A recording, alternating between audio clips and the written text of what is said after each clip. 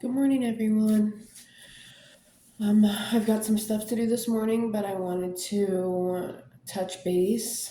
There was something that I wanted to bring up, and that's time management, right?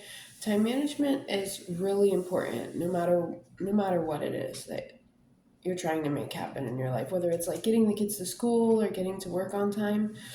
And so I wanted to share a couple tips for time management for you. And they might sound simple, but I'd be willing to bet that you probably aren't doing some of them. So, one of them is this concept, right? That however much time you give yourself to do something, that's how much time it's going to take. I don't know who did the science, right? But somebody has made this study, and you could do your own little experiment, right? For instance, if you give yourself 2 weeks to do a paper, then it's probably going to take you 2 weeks. But if you gave yourself 1 week to get that same paper done, I would be willing to guess that you could get it done in 1 week, right? So, setting reasonable time limits for yourself is one way to manage your time and maybe reduce some of the time you're taking to do certain things.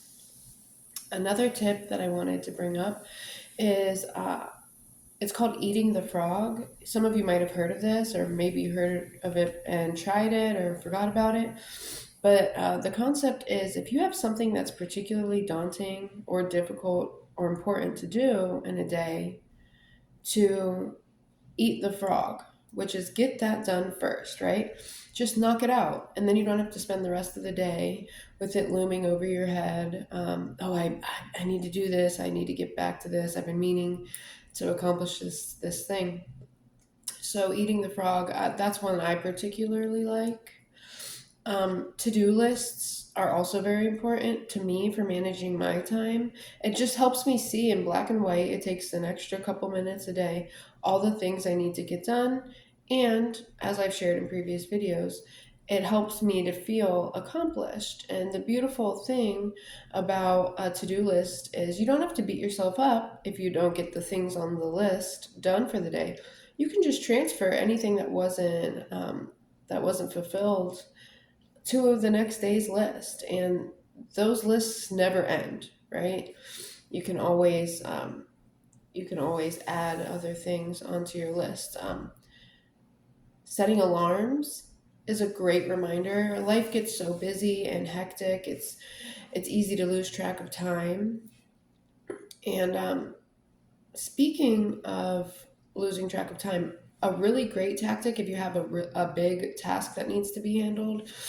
Um, I like to use the example of school because that seems to have a lot of deadlines, and that's what we're talking about is time management. But even a project at work or just something that's important to you, uh, there's a technique that you dedicate small bursts of time to give your best effort, right? Instead of slaving away at something for 6 hours straight, and by the end of it, you're so tired and you're not really putting your best effort in, you're just trying to get done.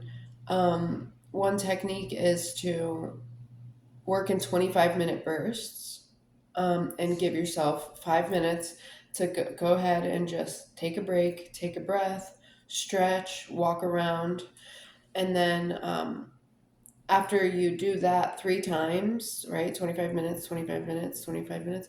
On the fourth time, you take a real break. You take a 25-minute break, take off your mind whatever you're thinking of. This technique allows some new solutions to sort of come up in your mind. A relaxed mind can sort of create solutions to problems that a tense mind can't. And if you guys want, I could explain to you sort of how the different types of brain waves work.